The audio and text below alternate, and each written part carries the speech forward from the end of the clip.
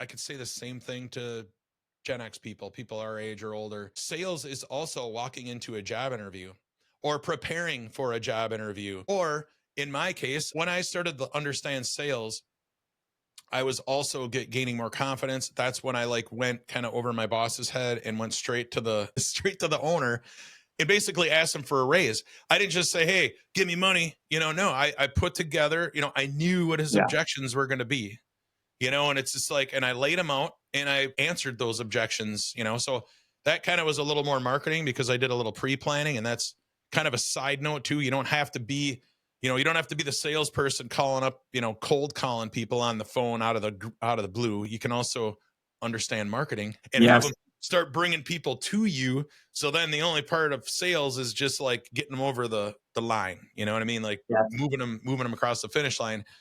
But that was just a huge thing. So yeah, if you're just finding a job or getting a promotion, doesn't even have to be a business situation, right?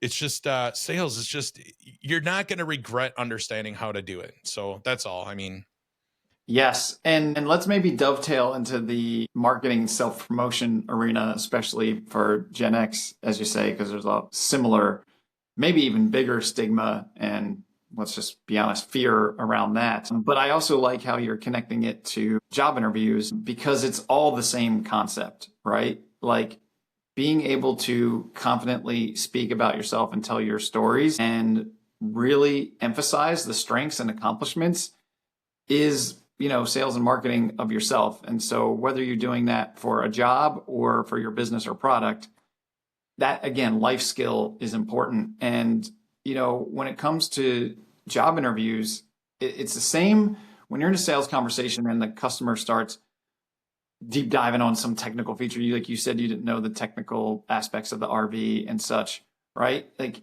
learning that stuff is always beneficial, but it's okay to not know and yeah, then focus on your strength. What do I do know?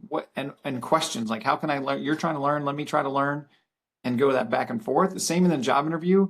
So often people right before the job interview, they get so worried about like all the things they don't know. They'll go through the job requirements, right? And list and go like, oh, I wasn't good at that. I'd never done that before. And they get focused on the things they don't know or aren't good at when they should be doing 80% on how do I nail this role? What are all the strengths I bring to this?